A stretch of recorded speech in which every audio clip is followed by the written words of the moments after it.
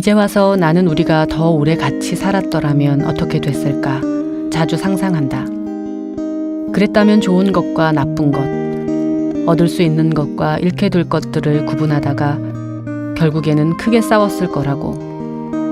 그런 날들이 지루하게 반복되다가 집히는 게 무엇이든 던지고 부수고 그랬을 거라고. 살면서 우리가 진짜 그랬던 적은 한 번도 없지만 아마 결국에는 그렇게 되지 않았을까? 붙잡거나 매달리는 일 없이 서로에게 할 수 있는 가장 매정한 말로 상처를 줬을지 모른다.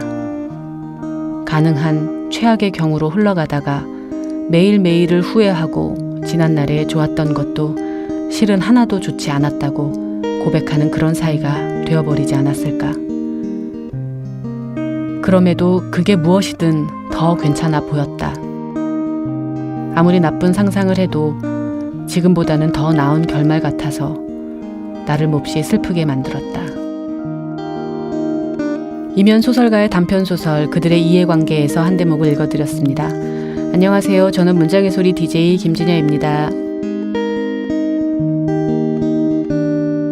한 사람이 말을 걸어오네. 저기 내 얘기 좀 들어볼래요.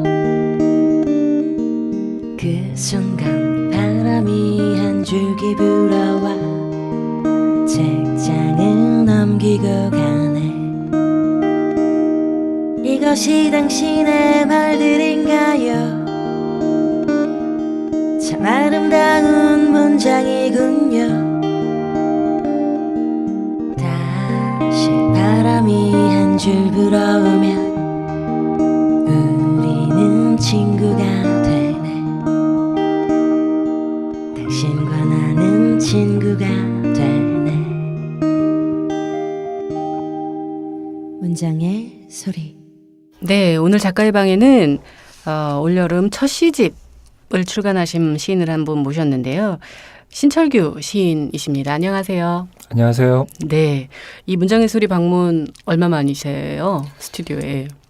아마 한 3년 전인가 4년 전에 그 지난 시즌에 그때 매일매일 기다리라는 코너가 있었어요. 그때 기다렸던 시집을 그러게요. 들고 오셨군요. 매일매일 기다린 사람 없을 텐데 이제야 뭐 다시 찾아뵙게 됐습니다. 네, 청취자분들께 인사 부탁드릴게요. 네, 반갑습니다. 시 쓰는 신철규입니다. 얼마 전에 시집이 나왔고요. 그래서 뭐 좀 정신도 없고 그런데 반갑게 불러주셔가지고 또 찾아뵙게 되었습니다. 제가 또 좋아하는 김전야 시인이랑 또 하게 돼서 너무 즐겁습니다. 뭐 이거는 좀 작정하고 온 멘트 같은. 간만에 봤으니까요. 우리 너무 간만이죠. 맞아요. 네.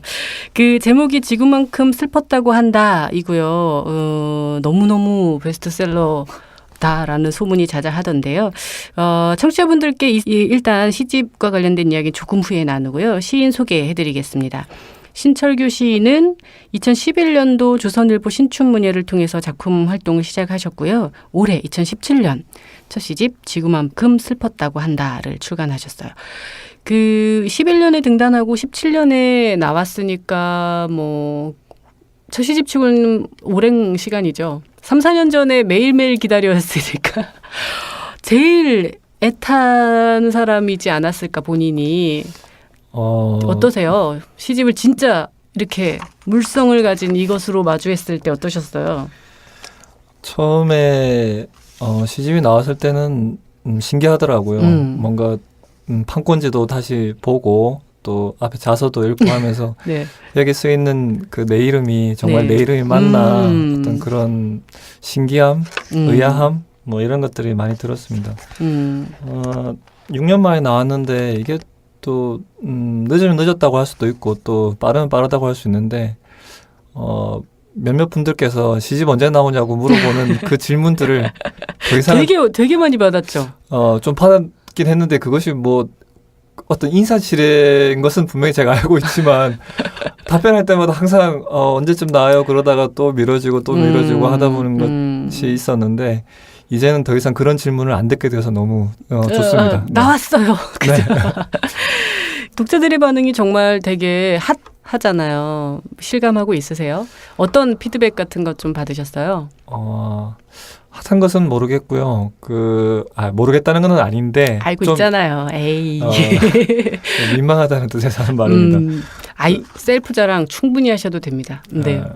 자랑할 게 없어서. 근데 SNS 같은 데서 이제 특히나 뭐 이렇게 올려주시는 것들이 저한테는 가장 큰 힘이 되죠. 저도 이렇게 계속 찾아보게 되고 그런 측면들이 있는 것 같아요. 그 보신 SNS 글 중에서 좀 뇌리에 기억 딱 박힌 뭐 글 같은 거 하나 있나요? 많지는 않지만 뭐 기다렸다. 근데 기다렸으니 나왔다. 뭐 이런 반응들이 너무 기다리게 했나 봐. 실제로 기다렸는지를 모르겠지만 기다리셨겠죠. 네, 내가 그렇게 완전히 이렇게 어둠 속에 묻혀 있지만 않았구나라는 생각을 해서 어둠 중 완전 묻힐 뻔한 기분이었을 거 아니야. 너무 안 나와서 그죠. 네. 그 시집이 빛을 보면서 시들까지도 다 같이 이렇게 정말 빛을 확 볼 수 있어서 저 역시 너무 기쁘고 반가운데요. 그 시집의 제목 좋다는 평가 받나요? 별로라는 평가 받나요? 주변에서 어떻게 보셨어요? 어떻게 들으셨어요? 뭐 주변 반응들은 이제 저 면전에서 하는 거기 때문에 좋다라고 이제 해주시고 실제로도 또 그렇게 해주시는 분들이 많았어요. 제목과 관련된 뭐 에피소드나 뭐 이런 거는 없나요? 제목 정하는데 조금 어려웠을 것 같아요. 애를 먹었어요. 뭐 그 신철규 시인이 막 본인도 그랬고 막 제목 못 짓는다고 그랬었잖아요. 네, 시집 제목 지을 때 어려우셨을 것 같은데 어떠세요? 제가 좀 성격이 좀 고리타분해요. 뭘 이렇게 그래서 시 제목들도 각 편의 시 제목들도 좀 무겁고 좀 단정하고 간단하죠. 예. 형식들이 많아서 시 제목에서는 제목 뽑기가 되게 어려웠어요. 그러다 보니까는 이 편집해 주신 김민정 시인하고도 이야기를 많이 오갔는데 결국에 마지막에 선택한 것이 이제 지구만큼 슬펐다고 한다 했어요. 그래가지고 근데 저는 이 제목이 처음에는 좀 마음에 안 들었어요. 뭔가 이렇게 혹시나 독자들이 너무 과장된 것 아니야라든지 혹은 뭐야라는 어떤 의아함을 먼저 느끼실까봐 도대체 뭐 지구만한 슬픔이 어디 있어라고 이제 반문을 먼저 생각할 것 같아서 저도 좀 약간 피하려고 했었는데 뭐 제목 때문에 사신 분들도 조금 있다고 하시고 또 제목에서는 잘 몰랐지만 시를 읽어보니 상황이 이해가 되었다고 해서 그래서 좀 더 의미가 깊게 다가온다라고 해주실 때 그때 기뻤고 지금은 그 제목에 너무나 만족하는 편입니다. 김민정 편집자이시죠. 이제 뭐 시인의 역할이 아닌 편집자 역할에서 장명 센스는 뭐 워낙 믿고 쓸만한 장명 센스를 발동시키니까 네 모든 분들이 대부분 김민정 시인이 골라주면 혹은 이렇게 선택하는데 의견을 주시면 설득 당하시더라고요. 저도 처음에 설득 안 당했다가 그러니까 편집 진정한 편집자죠. 하도 뻗댔다가 네. 누나한테 혼을 나고 나서 이 시집 제목 아니면 안 된다라는 강력한 경고와 함께 네. 수긍하게 되었습니다. 네. 포기라고 해야 될 것 같은데. 그러면 절대 맞섰던 제목이 있어요? 이 지구만큼 슬펐다고 한다에 맞섰던 제목. 이거는 제가 정하려고 했던 건데 여러 개 생각해 보니까 잘 안 나오더라고요. 그래서 눈물의 중력을 할까 했었는데 그거는 이미 너무 유명해서 그런 어떤 측면도 있고 네. 그래가지고 또 문장 형식도 단순해서 오히려 너무 직접적으로 다가갈 수 있다는 얘기를 듣고 제가 이렇게 선회를 했죠. 네. 잘했다고 생각합니다. 제 자신한테 너무 잘했다고 생각합니다. 질 땐 져야죠. 그래서 역시 약은 약사에게 책 제목은 편집자에게 전적으로 동감합니다. 네. 눈물의 중력 말씀하셨으니까 나온 말인데 그 시집의 분위기에 슬픔의 분위기가 흘러 이렇게 넘치는 정도라고는 하긴 좀 그렇지. 어쨌든 뭐 잘 제어된 눈물이긴 하지만 그 슬픔, 눈물, 뭐 울음 이런 단어들이 있어요. 또 조금 자주 나오기도 하고 어떠세요? 이런 단어들을 쓰거나 마주할 때 시인의 기분? 이것도 역시 무의식적으로 나오는 것인가요? 그런 거 좀 궁금하네요. 시집에 수록된 어떤 자주 출연하는 단어에 대한 이야기. 그게 저도 잘 몰랐어요. 근데 시집 나오고 나서 보니 원고 묶을 때도 조금 좀 줄이고 싶다는 생각을 했어요. 뭐 같은 단어들이 좀 반복되니까. 그런데 정말 정작 나와봤을 때 다시 제가 읽어봤을 때도 제가 봐도 너무 많이 나오는 거예요. 근데 실제로 저는 잘 울지 않습니다. 우는 것을 되게 싫어해요. 뭐 그렇게 교육받은 것도 있고 감정 남자는 표현에 3번만 울으라고 교육받았어요? 그런 말씀은 안 드렸는데 뭐 감정 표현하는 것을 되게 서툴러요. 네. 지금도 많은 그렇고. 남성분들이 좀 그런 편이죠. 네, 뭐 약간 유교적인 사회라고 해야 될까? 좀 억압적인 사회에서 자랐기 음. 때문에 그런지 모르겠어요. 그런데 이렇게 내가 많이 쓸까 싶은 게 다른 사람이 울 때 제가 못 견뎌요. 내가 우는 것도 힘들어하는데 다른 사람이 울 때 내가 어떻게 처신해야 될지를 모르는 것 같아요. 그러니까 본인이 울어본 적이 없기 때문이지 않을까요? 잘 울진 않는데 하여튼 30 넘어서 좀 운 게 좀 몇 번 있어요. 30 잘 넘어서 안 크게 우는데 운 게 30 넘어서 이렇게 많이 울었어. 오히려 좀 이렇게 나이가 들어가니까 오히려 맞아요. 좀 이렇게 감정의 수도꼭지가 이렇게 잘 안 40 잡히는 넘어가면 더 운다. 괜히 막 울어요. 마음이 두렵습니다. 네. 그러니까요. 네, 아무튼 뭐 조금만 더 얘기하면 어떤 눈물이나 슬픔 이런 게 어떤 인간의 감정의 극한 상태에서 어떤 터져 나오는 것 같은 신체적 반응이라고 할 수 있는데 그런 것이 어떤 우리 몸이 이렇게 한번 확 가벼워지고 싶은 어떤 욕구도 있는 것 같아요. 욕망도 있는 것 같아요. 거기 직전에 어떤 다다른 상태를 설명할 수 있는 게 제가 쓸 수 있는 몇 안 되는 단어가 그거였던 것 같아요. 그러니까 좀 다른 단어로 좀 바꾸기도 해야 되는데 아직까지는 모르고 있고요. 좀 다음 지금 앞으로 써나갈 시들은 좀 그런 단어들을 좀 조금 더 제어를 좀 더 이렇게 좀 빼고 싶은 마음도 커요. 그리고 어렵겠다 쓰기. 그러면 앞으로 이 시집에 수록되지 않은 이후의 시들을 쓰는 일이 어렵겠어요. 그러니까요. 의식적으로 그 단어를 빼야겠다라는 의식이 작동하면서 시 쓰기 어렵잖아요. 그래서 뭐 잘 못 쓰고 있나요? 셋이? 시집 내고 나서는 아예 지금 쓸 생각도 안 하고 있고 지금 즐겨야죠. 네, 조금 매일매일 파리 아니에요? 매일매일 파리. 파리까지는 아니고 이제 술을 좀 많이 먹다 보니까는 몸도 좀 못 견디고 해서 좀 탕진하는 시기군요. 지금 네. 몸과 마음을. 술을 좀 자제를 해야 되겠다. 그런데 오늘 또 한잔 하실 거잖아요. 오늘 또 좋은 자리에 나왔으니 또 보고 싶은 사람도 보고 네. 이렇게 저도 오랜만에 봤으니까. 네, 그렇습니다. 네. 그렇군요. 울음이라는 단어, 눈물이라는 단어가 본인에겐 억압되었었던 단어인데 그게 어떤 타인들을 목도하면서 다시 발현되는군요. 그래서 그런지 어떤 타인, 사회, 우리 뭐 이런 공동체에 대한 시선이 따뜻해요. 물론 되게 좀 날카롭고 서늘한 감정으로 바라보고는 있지만 이 시인의 시를 읽으면서 제가 떠올랐던 이미지가 뉴스를 볼 때 베란다에 가는 장면 2번인가 나왔던 것 같아. 이 뉴스를 보면서 정말 얼마나 못 견디면 저렇게 베란다로 나갈까. 근데 그 마음이 너무 이해가 되는 거예요. 그래서 이런 어떤 시인의 마음, 태도 이런 것들이 전 눈물하고 잘 만나서 너무 이 시집이 그렇다고 막 흘러넘치지는 않으니까 많은 분들에게 사랑을 받고 있지 않을까. 어떻게 보면 이 시대는 약간 애정결핍이 모두에게 다 있잖아요. 보듬어주고 보듬음을 당하고 싶은 마음이 있는데 이 시집은 좀 그런 따뜻함이 있지 않나 하는 생각이 드는데 아니면 대신 울어주거나. 네. 청취자분들께 그래서 시 한 편을 들려드리고 싶어요. 신철규 시인의 시를 먼저. 네. 어떤 시를 청취자분들께 읽어드릴까요? 골라오신 시 어떤? 네, 우리 엄마 시집 간다라는 시예요. 우리 엄마 시집 간다. 이 시를 읽고 싶은 것은 뭐 이따 말씀드릴 거지만 이 사투리로 읽을 때 어떤 느낌인지 그냥 활자로 보는 것과 어떻게 다른지 한번. 우리 두 번째 읽어요. 네. 왜냐하면 우리 지금 한참 울음 얘기했는데 우리 엄마 시집 간다 구수하게 사투리 얘기하기 조금 저 안 그래도 그거 질문하고 싶었거든요. 뒤에 다시 한번 물어보고 그 시를 한번 보도록 하면 어떨까요? 그러면 첫 시 소행성을 읽을게요. 네. 저도 좋습니다. 한번 청취자분들도 잘 들어봐 주세요. 소행성. 우리가 사는 별은 너무 작아서 의자만 뒤로 계속 물리면 하루 종일 석양을 볼 수 있다. 우리가 사는 별은 너무 작아서 너와 나는 이 별의 반대편에 집을 짓고 산다.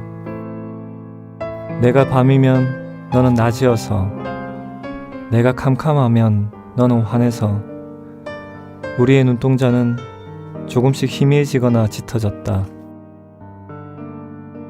우리가 사는 별은 너무 작아서 적도까지 몇 발자국이면 걸어갈 수 있다. 금방 입었던 토레트를 다시 벗어 손에 걸고 적도를 지날 때 우리의 살갗은 급격히 뜨거워지고 또 금세 얼어붙는다. 우리는 녹아가는 얼음 위에서 서로를 부둥켜 안는다. 나는 내게 하루에 하나씩 재미있고 우스운 이야기를 들려준다.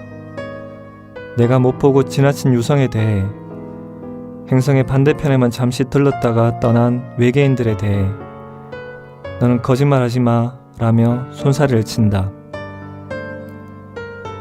바다가 있으면 좋겠다.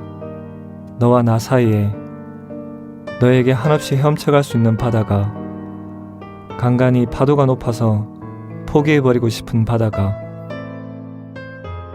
우리는 금세 등을 맞대고 있다가도 조금씩 가까워지려는 입술이 된다. 지구의 둘레만큼 긴 칼로 사람을 찌른다고 해서 죄책감이 사라질까? 죄책감은 칼의 길이에 비례하는 것일까? 우리가 사는 별은 너무 작아서 내 꿈속의 유일한 등장인물은 나. 우리는 마주보며 서로의 지나간 죄에 밑줄을 긋는다. 네, 잘 들었습니다. 소행성 첫 수록 시인데요. 어떠세요? 이 시를 처음으로 청취자분들께 읽어주신 이유? 기분이랄까? 이유랄까? 첫 시를 배치했을 때 그 마음도 있을 거 아니에요. 그죠? 이 시를 첫 시로 배치할 것은 정말 즉흥적이었어요. 뭐 시집이 계속 늦어지다 보니까 네. 뒤에 쌓인 시들이 몇 편 있었는데 2016년 이럴 땐 시를 거의 못 썼어요. 근데 이 시는 2017년 1월에 제가 쓴 시인데 뭔가 연애시들이 좀 제가 좀 있어요. 근데 뭐 연애시뿐만 아니라 타인과 나의 관계에 대해서 우리의 네, 관계에 우리까지 대해서 네. 포함해서 어떤 이런 것들을 정리할 수 있는 시 또는 내 생각을 잘 담아내고 있는 시라는 생각이 들어서 그렇게 첫 시에 넣었고 만족하는 편입니다. 그러니까 시에 만족한다기보다도 그 배치에 만족하는 편이에요.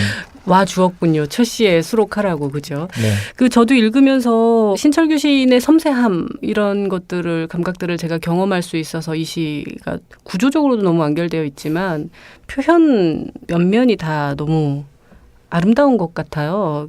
앞에 차에서 신용목 시인의 시에 대해서 연무웅 선생님께서 어렵다 이렇게 말씀하셨다고 지나가다가 느닷없이 말씀을 하셨다고 하시는데 이 시를 읽은 연무웅 선생님은 아마도 어렵진 않다고 얘기하시지 않았을까 하는 정도의 평이함이 있지만 또 그 평이함 속에 어떤 삶의 깊이나 관계성 이런 것들을 따뜻하게 녹이고 있는 것 같은데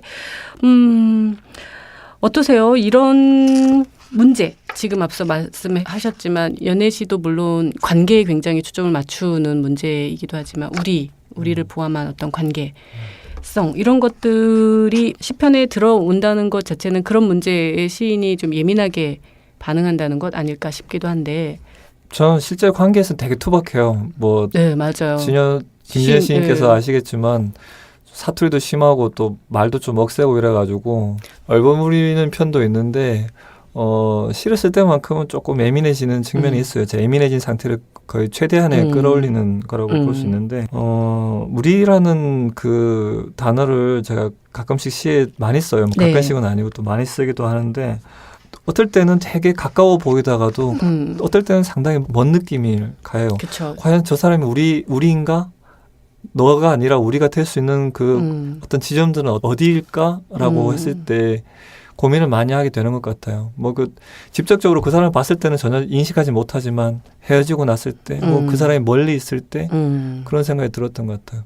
만약에 이 별이라고 하는 것이 정말 두 사람만 있다면 그 관계는 정말 가까울 수도 있고 정말 가장 멀 수도 있고 다른 어떤 소통 매개가 없이 그 사람과 직접적으로 대해야 되니까 가장 상처를 제일 많이 주는 관계일 수 있겠다라는 그쵸. 생각이 들었어요. 그것이 아마 그냥 여러 사람들과의 문제들을 아마 두 사람과의 문제로 좀 축소해서 보면 이런 일도 생기지 않을까, 그런 감정들이 생기지 않을까라는 생각 때문에 아마 착상하게 된 것 같아요. 그래서 시들을 보다 보면 그 여기도 그런 소행성 조금 전에 읽어주신 시에도 그런 어떤 대립적 이미지들을 배치하는 것, 뭐 이렇게 배치하는 시 분위기, 이미지들이 꽤 여러 번 나오는 것 같아요. 그것도 아마도 이 나와 너, 우리의 어떤 이쪽과 저쪽의 모습에 대한 일종의 변주 같은 걸까요? 아마 그런 것에 대한 고민들이 시에 좀 계속 담겨 있는 것 같아요. 뭐 이 나의 가장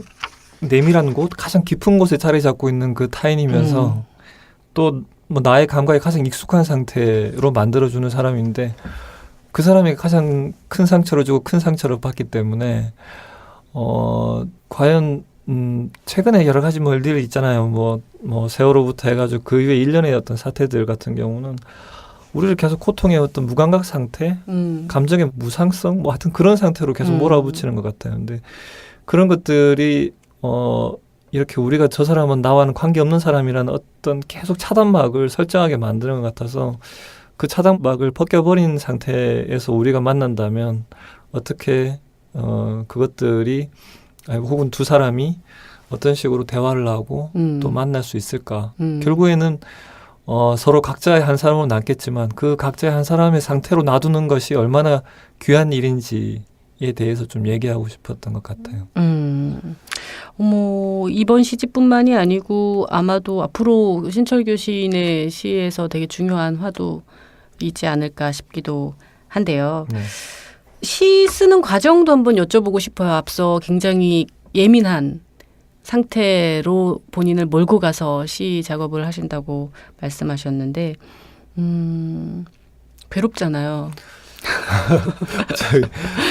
저희 김지은 시인께서 잘 아시겠지만 시 쓰는 것만큼 피하고 싶은 일이 없죠.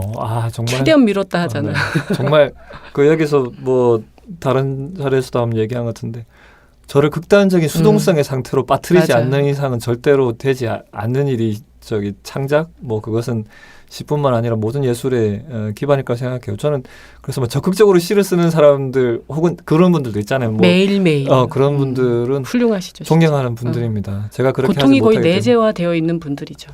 우린 그걸 너무 싫어서 무서워서 두려워서 자꾸 도망가는데. 컴퓨터 파일 여는데 한 달 걸리죠. 아시겠지만. 전 맨날 잊어버려. 마감이었나요? 맨날 이렇게 잊어버려요. 그래가지고 이제 잡지 관계자들께 너무 많은 폐를 끼치던 사람 중에 하나. 아마 저는 블랙리스트, 다른 의미의 블랙리스트에 올라 있지 않을까라는 불안감이 있고요. 자랑은 아니고 이 자리를 빌려서 너무 죄송하다는 말씀 드립니다. 혹시나 듣고 계시다면. 네. 아까 예민하다고 했는데 실제로 뭐 저를 아는 사람들은 예민하다고 생각하는 사람도 있을 수 있고 또 멀리하는 사람들은 저 친구 뭐 무던하다 이렇게 그냥 무던하다고 그죠? 볼 수도 있는데 예민한 상태는 제가 가장 우울할 때 가장 상처받은 짐승 같다고 느껴질 때가 제일 예민해지는 것 같아요. 그러니까 그런 장면이나 그 상황으로 나를 몰고 가야 되는 게 힘든 거잖아요. 그렇죠. 사실 그죠? 뭐 그때는 실제로 시를 쓰지는 잘 못해요. 그러면서 이제 몇 구절을 메모를 할 수 있는 그런 예민함에 근데 그때는 절대 다른 일을 하지는 않습니다. 오히려 일을 하거나 아니면 다른 일을 통해서 그것을 이렇게 없애버리려고 노력을 해요. 근데 그때 한 문장씩 찾아올 때가 있는데 그때 메모해 두었다가 정말 극단적인 수동성의 상태에 몰렸을 때 그러니까 마감이 이제 지났거나 아니면 마감 근처에 왔을 때는 좀 그걸 정리하면서 이렇게 그래서, 상황들을 만들어내는 것 같아요. 그래서 이 슬픔과 눈물로 번복이 되어 있는 시지만 굉장히 이성적인 언어 질서에 잘 절제되어 있는 그 아름답기까지 하는 그런 시의 형식들이 도출이 되는군요. 우리 더 늦기 전에 한 편 더 읽어보려고 하는데요. 지금 말씀드렸다시피 사투리도 아까 좀 심하다고 하셔가지고 그 부분이 궁금했어요. 사실 질감으로 치면 고향과 관련된 이야기들을 쓰는 약간 구어적인 분위기로 구야 네. 이것도 그죠? 철규 씨 부르는 거죠. 아시는 아니에요? 분들은 아시겠지만 경상도 쪽에서는 이중모음을 발음하지 못합니다. 그러니까. 네, 그래서 그러다 보니까 저는 철구예요. 집에서. 철규가 아니라. 네. 철규로 왜 지으신 거야? 근데 철구라고 부르시면서 한자니까 학렬이 규자 규자 돌림이군요. 네. 철구야. 그래서 구야 부르시는. 전 그것도 궁금했어. 왜 저 지금 부산 살잖아. 경상도 사람들은 왜 이름을 끝자만 부르죠? 모르겠어요. 저 모든 사람들이 대부분 끝자를 부르더라고요. 그게 희한하네. 그랬죠. 일종의 서양 사람들이 애칭이 있잖아요. 영어권에서는. 그러면 한 글자만 짓지 왜 두 글자를 짓지? 그건 아니, 지금도 그래요. 그래서 나는 애기들 어린이집 보낼 때 다 뭐 애기 끝자만 부르더라고 엄마들이. 그래서 저는 한 번도 그렇게 불러본 적이 없는데 이것도 희한한 문화네. 그랬죠. 아마 국어학 쪽에서 연구해야 되지 않을까 싶습니다. 방언학? 그 경남권의 언어 질감을 일부러 적극적으로 시집에 넣고 싶으셨던 건가요? 아니면 생내적인 어떤 말의 어감 같은 것들을 좀 넣고 싶었던 건가요? 이 시들은 초기작들이에요. 거의 정말 제가 시를 쓰기 시작한 정말 초기 습작기의 시들이고 그래가지고 뺄까 말까를 조금 고민했어요. 근데 뭐 편수도 안 되고 하다 보니까 그리고 나의 어떤 이런 어떻게 보면 더 되게 근본적인 모습일 수도 있겠다. 그죠? 생각에 혹은 또 나의 성장에 뭐 사유의 어떤 성장 과정에서의 어떤 중요한 기제들로 작용했기 때문에 네. 뺄 수가 없다는 생각이 들었고 그러다 보니 일반 독자들, 그러니까 흔히 말해 표준어권 독자들에게는 부담스러울까 봐 또 시기적으로도 그렇고 좀 뒤쪽으로 상대적으로 배치할 수밖에 없었어요. 뭐 독자분들은 오히려 더 앞부분의 시의 분위기하고는 조금 달라지는 질감이 있어서 또 재밌게 보시지 않을까 싶기도 한데 한 편 들어보고 이야기 더 나눌게요. 네. 우리 엄마 시집 간다. 해가 설핏 넘어갔는데도 어째 이리 눈이 부실고 너그 고모들은 휴가 나왔으면 가만히 앉아서 쉬긴 할 요량이지. 절에 물에 들어가 나올 생각을 안 하니 내사 모를 일이다. 처녀쪽에도 고디 잡으러 간다고 나서서 저물도록 집에 안 들어와 마음고생을 시키더만 너가 할아버지는 큰애기들이 싸돌아 댕긴다고 얼마나 성화했는지. 아이고 물파기 수있어 좀 앉아야 쓰겄다. 하늘이 온통 단풍 들었구나. 구야, 네 고디가 새끼를 어째 키우는지 아나? 고디는 지 뱃속에다 새끼를 키우는 기라. 새끼는 다 자랄 때까정 지어미 속을 조금씩 갉아먹는다 않카나. 그라모 지어미 속은 텅 비게 되겠제. 그 안으로 달이 차오르듯 물이 들어차면 조그만 물살에도 견디지 못하고 동동 떠내려간다 않카나. 연지곤지 찍힌 노을을 타고 말이다. 그제서 새끼들은 우리 엄마 시집 간다고 하염없이 울며 때를 쓴다 않카나. 우리 엄마 시집 간다고, 우리 엄마 시집 간다고.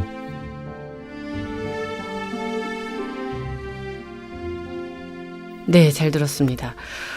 와, 이거 무슨 그 옛 진짜 설화 비슷한 분위기가 있네요.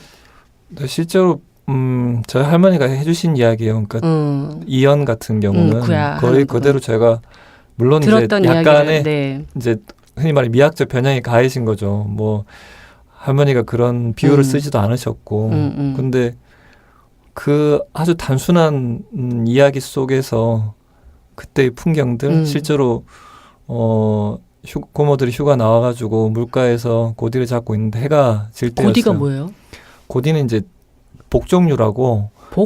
복종류. 복종류? 복종류. 뱃속에서 발이 나온다 그래가지고 발이 들어있다 그래서 그런 고디, 고둥 혹은 다슬기, 고등, 다슬기. 이런 것들을 그러면 이건 총칭하는 다슬기에 흔히 말해 해당하겠네. 다슬기가 좀 편하게 다가올 거예요. 그래, 고디라고 그러는군요, 그거를. 시골 사투리입니다. 네. 그래가지고 처음 들어봤어요. 네. 그때의 풍경들을 제가 나름 재구성해 본 거예요. 그래가지고 그 할머니의 목소리를 그대로 전달하는 입장. 되게 슬픈 이야기인데 그렇죠. 너무나 아름다워서 이것이 그 당시에는 제가 이것이 아름다운 줄 모르고 슬픈지도 모르고 그냥 들었었어요. 제가 고등학교 2학년 때 경험인데 어느 날 20살 때인가 21살 때 강의 듣다가 강의실에서 이 장면이 보인 거예요. 갑자기 가을 햇살이 내리쬐는 장면이었는데 갑자기 아무것도 안 들리고 제가 거기서 공간에서 없어지는 거예요. 그러면서 막 별 이상한 생각들 다 하기 시작했죠. 뭐 운 거 아니야? 펑펑. 30분 동안은 거의 쉬지 않고 뭐 남자애들이니까 휴지도 안 들고 다니니까 그래서 뭐 옷으로 다 닦았는데 옷이 막 다 흠뻑 젖을 정도로 그렇게 울었던. 어떤 장면일지 왠지 그 강의실 정말 중간에 앉아가지고 어디 나가지도 못하고 그 햇살이 너무 네. 그 기억이 나요. 가을이었는데 그때 그래서 제가 시다운 시를 처음 쓴 게 이 시였어요. 그래서 뭐 또 읽어드리고 싶었고 아까 얘기했듯이 뭐 사투리의 질감들. 조금 더 세게 나갔어야 되는 거 아니에요? 너무 푸주노처럼 읽었는데. 그러니까 이게 저도 이제 잘 안 돼요. 그러니까 이것을 머릿속에 의식하는 거 아니야? 원래는 좀 더 사투리적으로 더 써야 되는데 꾸야 이렇게 해야 되는 거 아니에요? 그렇게 다 하지는 않습니다. 그런가요? 야, 사투리 저는- 흉내 내시는 분들이 그렇게 하기 때문에 그렇지. 그런가요? 그 정도로 심하게 하진 않아요. 근데 하고 싶었는데 안 되네요. 네, 그 너무 다 쓰면 아예 소통이 안 될까봐 제가 조금 순화한 측면들이 있어요. 네. 알겠습니다. 이런 분위기의 시들이 몇 편이 있는데 시인의 말에도 말씀 주셨지만 가족 중에서도 특히나 할머니에 대한 감사함과 애정 드러내셨는데 진짜 시골에 계신 부모님을 비롯한 조부모님들께서 보셨다면 더 기뻐하셨을 것 같은데 어떤 뭐 소감 같은 건 들어보신 적 있으세요? 가족. 한 편도 안 읽으셨을 거예요. 할머님은 귀찮아서 안 읽으셨을 것 같고요. 네. 다행히 한글은 조금 읽으시는데 그냥 뭐 나온 걸로 알고 계시고 아마 부모님도 안 읽으셨을 가능성이 커요. 근데 고모들은 읽으셨대요. 막내 고모는. 그래서 너무 고맙다고 네가 이렇게 시인이 된 게 기쁘다고 이렇게 저한테 문자 카톡 카톡 오셨는데 그때 제가 또 뭉클했죠. 뭐 뭔가 이렇게 워낙 사랑을 많이 받았었는데 고모들한테 그것을 제가 갚을 수 있는 물론 사부에는 그렇게 아름다운 이야기만 있지는 않습니다. 저의 뭐 좀 숨기고 싶은 가족사도 들어가 있고 해가지고 네네네. 그렇지만 그것들을 너그럽게 봐주신 것 같아서 감사하죠 제가. 네. 가족들도 시집 출간이 덮는 기쁨이었을 것 같은데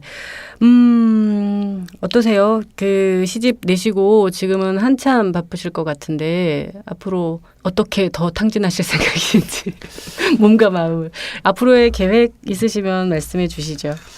탕진은 체력이 있는 사람만이 한다는 것을 아주 절실하게 깨닫고 있습니다. 네. 그래서 조금 탕진을 좀 줄일 생각이고요. 아직 나온 지 이제 한 달 조금 넘었으니까 더 놀아도 되지 않을까요? 좀 더 놀고 싶은데 몸이 좀 안 받쳐주는 것도 있고요. 근데 그렇군요. 어차피 마실 거는 제 좌우명이 항상 있습니다. 따라놓은 잔이니 마실 수밖에. 따라놓은 잔들이 누구야 자꾸 따라놓는 사람이. 따라놓은 잔들이 많아서 계속 마실 거고요. 근데 네. 우선 좀 혼자 있는 시간이 계속 부족한 것 같아서 그 시간을 좀 가지고 싶고 책을 좀 본 지 오래됐어요. 그래서 너무 혼자 책 보기 너무 좋네요. 그러니까 그게 좀 힘들어지니까 계속 시간들을 빼앗긴다는 표현은 그렇지만 어쩔 수 없이 제가 소비해야 되는 시간들이 바깥에서 많기 때문에 좀 집에 있고 싶다는 생각을 좀 하고요. 시를 써야 되는데 시를 안 쓰고 있어요. 그래서 지금 제일 제가 불행한 상태입니다. 이 시간이 모여서 또 다시 극한으로 가겠죠. 뭐 그렇겠지만 네, 좋게 생각합시다. 네, 긍정적으로 생각하고 또 너무 감사한 시간들이에요. 저한테는 뭐 저의 지인들이 저한테 좀 따뜻한 말들을 네. 계속 되새기게 되는 시간인 것 같아요. 네, 이미 충분히 사랑받고 있다고 저 역시 생각들고 있는 신철규 시인의 첫 시집 지구만큼 슬펐다고 한다와 관련된 이야기 나눠봤는데요. 문장의 소리 청취자분들께 마지막으로 인사 말씀 올리는 것으로 오늘 이 시간 정리할까 합니다. 목소리로밖에 만날 수 없지만 목소리 안에는 참 많은 것들이 담겨 있다고 생각이 듭니다. 그래서 뭐 이 시간뿐만 아니라 다른 시간에도 다른 사람의 목소리에 좀 집중할 수 있는 시간들을 좀 더 많이 가지셨으면 좋겠고 저 또한 그러고 싶습니다. 네. 네. 앞으로 이런 자리에서 자주 뵙기를 기대할게요. 네. 오늘 김진현 씨도 자주 뵙고 싶은데 오늘 짧게 봐서 너무 아쉽습니다. 네. 계속 이어지겠죠. 네. 네, 오늘 누나. 감사합니다. 네. 네.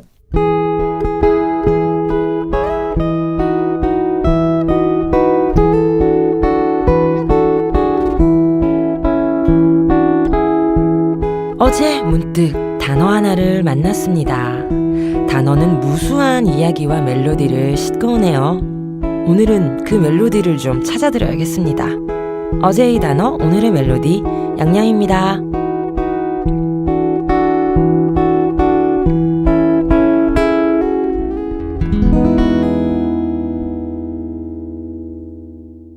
안녕하세요, 양양입니다. 와, 드디어 아침 저녁으로 바람이 차가워졌네요. 문도 이제 좀 닫고요. 긴 바지 입고요. 양말을 집에서도 신고 다녀요. 양말을 신고 다니면서 저는 이제 가을이야 라고 말할 수 있게 되었습니다. 가을이라고 말해도 되겠죠? 네. 막 좋은 것 같아요. 가을 하니까. 딱 좋은 시절이잖아요. 뭐 친구들을 만나봐도 요즘은 다 너무너무 이 날씨에 감탄하고 좋아하더라고요. 너무 좋아. 이 계절이 빨리 가지 않았으면 좋겠다 하는 말들을 많이 하고 있습니다. 짧을 거예요. 그쵸? 곧 추워질 테니 만끽해야 되겠습니다. 이 가을을.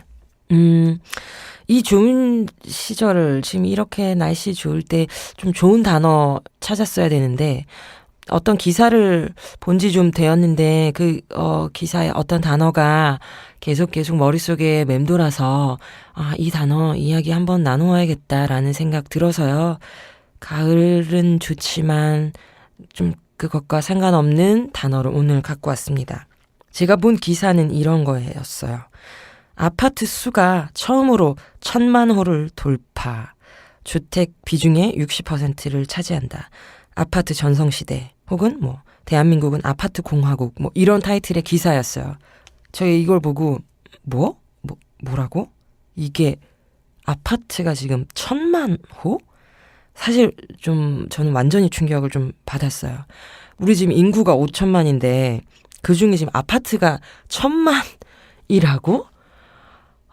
좀 아득해졌었습니다. 그러니까 아파트 공화국이라는 말이 그 기사에 막 내세워졌듯이 이게 지금 무슨 말인가? 우리나라는 결국 이렇게 아파트로 칠갑이 되는 건가라는 좀 무서운 기분이 들어가지고요. 그래서 오늘 나눌 어제의 단어는 아파트입니다. 아파트. 어디에 살고 계세요? 아마 지금 아파트가 이렇게 많은 실정, 주택 비중의 60%를 차지한다면 아마 지금 이 방송을 듣고 계시는 여러분들 중에서도 많은 분들이 지금 아파트에 살고 계시겠죠. 아파트 어떠한 방에 누워서 아니면 앉아서 듣고 계실 것 같은데 아파트 이게 지금 어디서부터 어떻게 얘기해야 될지 저는 진짜 좀 무서워서요. 그래서 노래부터 들어야겠다. 아파트 하면 당연히 이 노래를 들어야 합니다. 아파트라는 노래 있잖아요. 1982년에 나온 노래예요. 윤수일 밴드의 아파트라는 노래는 82년에 나왔지만 저는 78년생이니까 제가 4살 때 나온 거지만 어떻게 된 일인지 이 노래가 그러니까 얼마만큼 그렇게 사랑을 받았으면 기억하기로는 거의 막 대학생이 고등학교 막 동아리 모임 MT 대학생 때 OT 이런 데 가도 꼭 누군가 한 명은 이 아파트라는 노래를 불렀죠. 아파트라는 노래를 누군가가 꼭 부르면 우리 모두가 함께 합창할 수 있었잖아요. 남행열차 이런 노래가 거의 버금가는 노래. 윤수일의 아파트를 오랜만에 한번 흥겨운 노래. 사실 가사를 보면 뒤에는 좀 쓸쓸한 게 있거든요. 일단은 한번 들어보겠습니다. 별빛이 흐르는 다리를 건너 바람 부는 갈대의 숲을 지나 네, 이렇게 나오니까 막 따라 부르고 싶죠. 언제나 나를 정겹고 이거 이 노래 부르며 산지 또 많이 흘러왔구나. 함께 이제 이 아파트를 열창한 일이 없이 살아왔구나 하는 생각이 갑자기 들면서 추억에 졌습니다.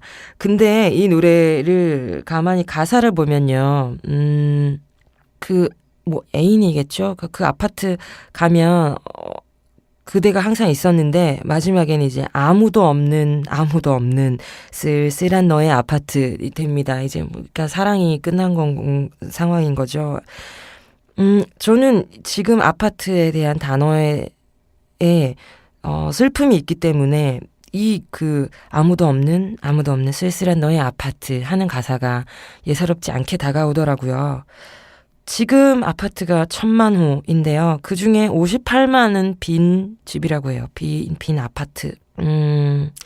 제가 왜 이 아파트를 생각하면 슬프냐면, 그렇게 아파트가 많고 빈집이 많은데 왜 계속 아파트는 지어지고 있는가 하는 것 때문에 그렇습니다.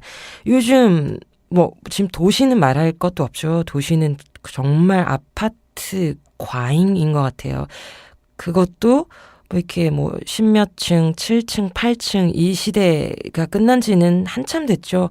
30몇 층, 40몇 층의 고층 아파트, 주상복합 아파트, 그 건물들이 너무나 우후죽순으로 지금 생겨나고 있는데, 빈 아파트 엄청 많을 거라는 거죠. 그래서 이 아파트가 계속 이렇게 지어지는 것이 맞는가, 도대체 이것을 어떻게 막아야 하는가 하는 큰 숙제가 제 마음속에 있어서요. 근데 제 마음속에 있다고 이게 지금 해결될 일은 아니잖아요. 그리고 슬픈 건 이 도시뿐만이 아니라 이제는 고속도로를 타고 어딘가 지방을 갈 적에 도심을 빠져나와서 시골 풍경이 펼쳐지면서도 그 아파트들이 계속 지어지고 있는 게 목격되기 때문입니다. 의아한 생각도 들어요. 이 아파트, 이 시골에 이런 높은 뜬금없는 아파트는 과연 누굴 위한 아파트일까 하는 생각들.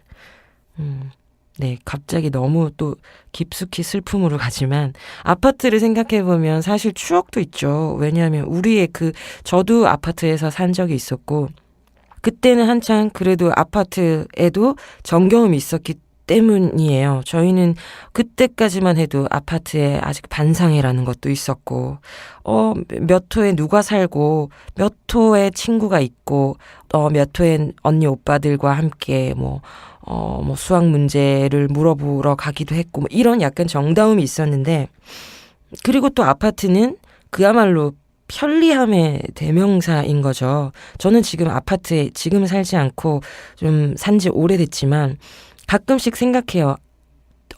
겨울에 저는 낡은 집이어서 이 낡은 집에 좀 단열이 잘 안 되고 보일러가 한파가 되면 수도가 한번 얼어 터지거나 이런 상황을 겪을 때 아파트는 참 편하긴 하겠다. 아파트에는 늘 시때 상관없이 늘 뜨거운 물이 나오고 보온도 잘 되고 따뜻하겠지.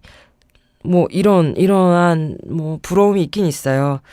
근데 또 아파트만이 가진 문제도 있잖아요. 저는 일단은 그 똑같이 생긴 모습, 아랫집, 윗집, 그 윗집, 그 윗집, 모든 똑같은 방의 구조와 거실, 부엌의 형태를 갖고 살고 산다는 게 좀 상상할 수 없는 좀 모습이긴 하더라고요. 이렇게 다 똑같이 획일화된 상황 안에서 산다고?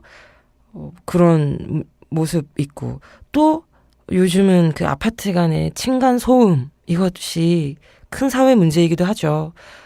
이 소음들이 서로서로의 이야기로 이웃들 간에 잘 풀리면 되는데 그게 아니라 싸움으로 번지고 사고가 되고 하니까 그 부분도 문제고, 또 하나는 요즘 아파트들은 다 환경을 고려해서 무언가 좀 녹지, 그러니까 자연 환경을 곳곳에 배치해 놓고 있긴 하지만, 저는 분명히 예전에 우리가 뛰놀던 뒷동산, 산자락 이런 골목골목의 정취, 이런 것은 이젠 절대 그 아파트에서는 아무리 조성을 해놓아도 느낄 수 없다고 생각합니다.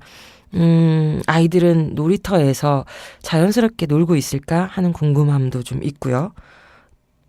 차를 타고 어떤 그 서울의 한 길을 지나다가 아파트가 새로 지어졌는데 그 모습을 보고 좀 너무 놀랐어요.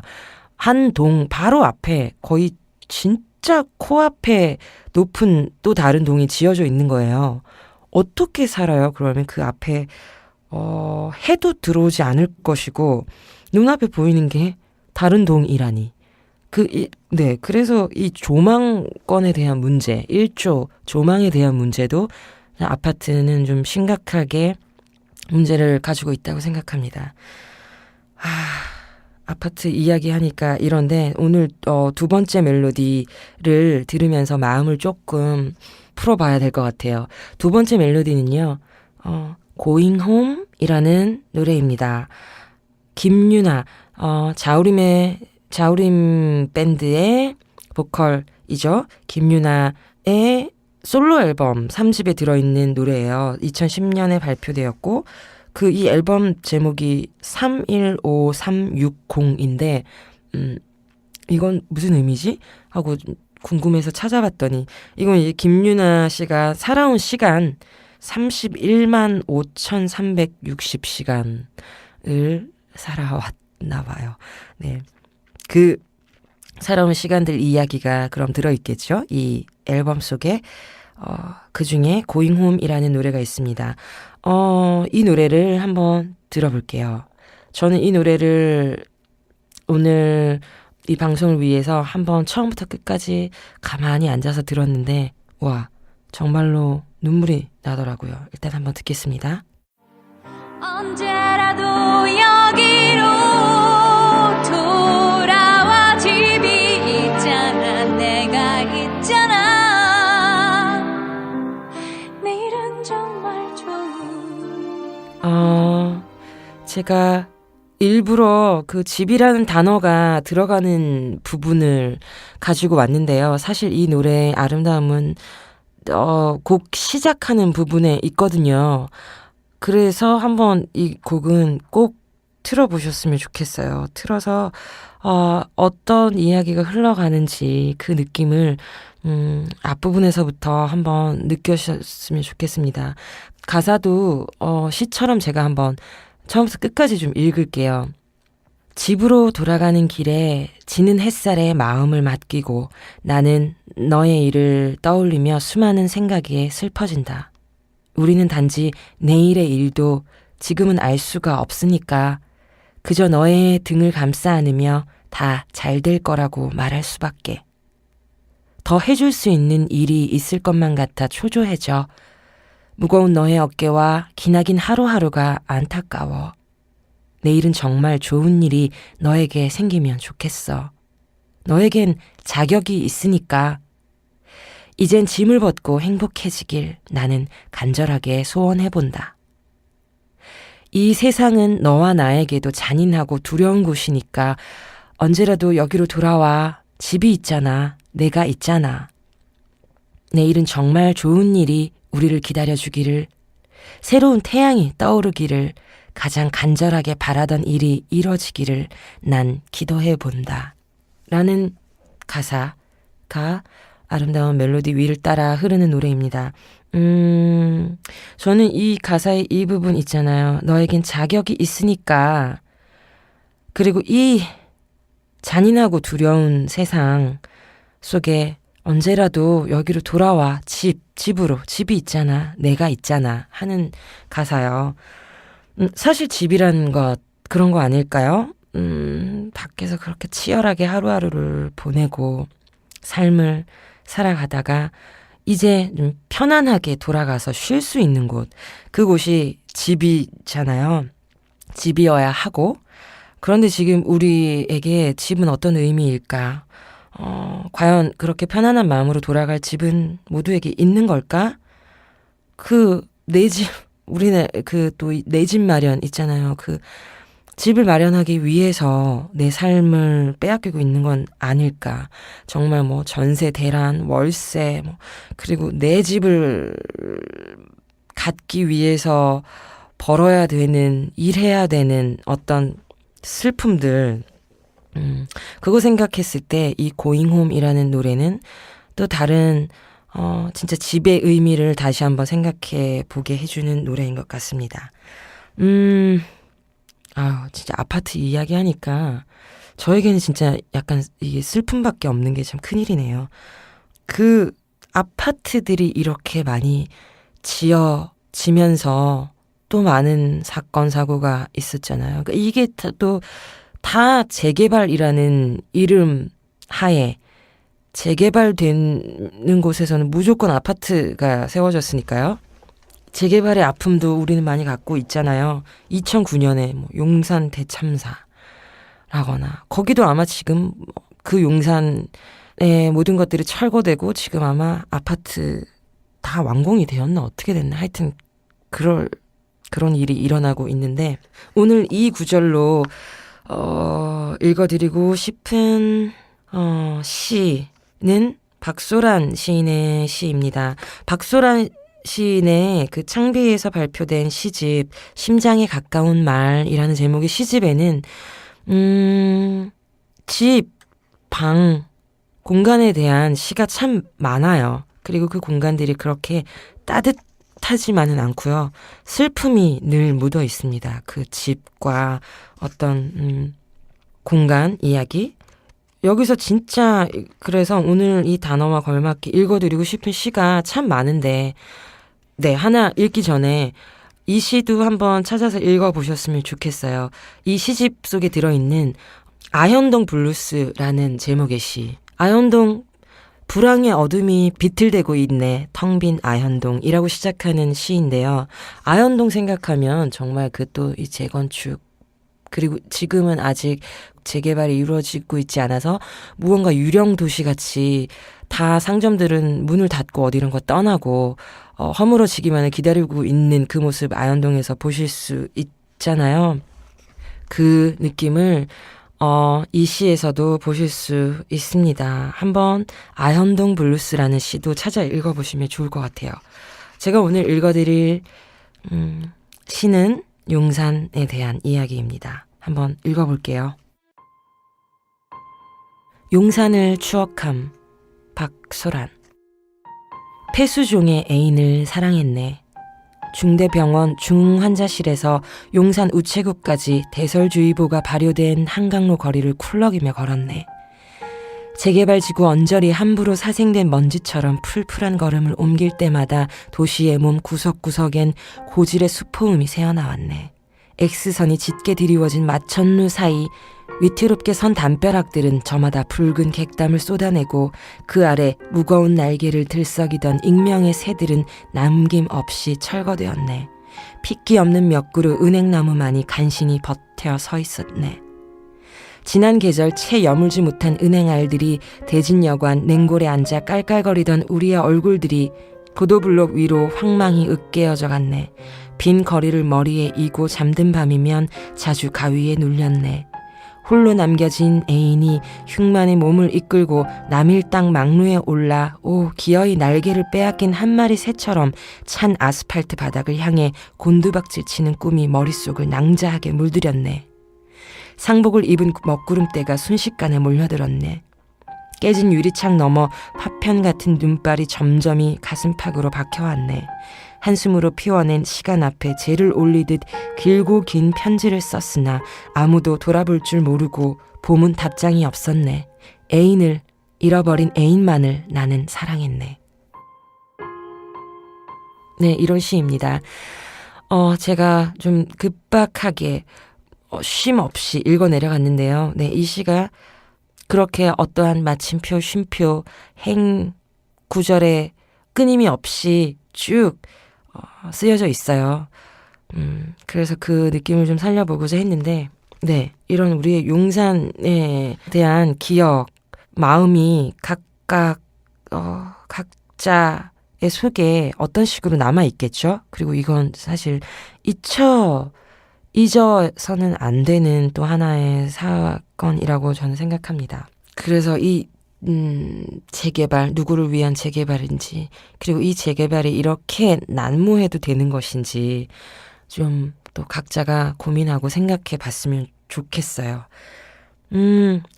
아파트, 정겨운 나의 아파트인 시절도 있었는데 왜 이제 이렇게 슬픔만 남아버렸는지, 이 1000만 호의 아파트에 다들 어떻게 잘 살아가고 있는 건지 궁금해지는 오늘입니다. 오늘 아파트라는 단어로 이야기 짧게 나누어 보았는데요. 어떠세요? 아파트에 살고 계신 여러분들의 삶 안락하고 편안한가요? 아니면 아직 그 아파트에 들어가기 위해 자신의 삶을 던지고 계신가요? 그렇다면 전 너무 그 삶이 좀 아깝다고 생각이 됩니다. 아파트 충분히 많이 준비되어 있어요, 지금. 그쵸? 이 아파트 공화국이 되는 것이 사실은 너무 무섭고 멈추었으면 하는 간절한 바람이 있는데요. 그것에 맞닥뜨려서 우리가 개개인이 할 수 있는 일은 없지만 아파트라는 존재가 도시를 장악하는 괴물이 아닌 누군가 그냥 돌아가서 편히 쉴 다정한 집이 될 수 있는 날이 오기를 간절하게 바라는 마음입니다. 아파트, 그 많은 천만호의 아파트 속에서 우리 부디 따뜻하고 다정한 집 같은 좋은 단어를 좀 찾고 만나고 그 속에서 또 어떤 멜로디가 흐르기를 바랍니다. 고맙습니다. 양양이었습니다.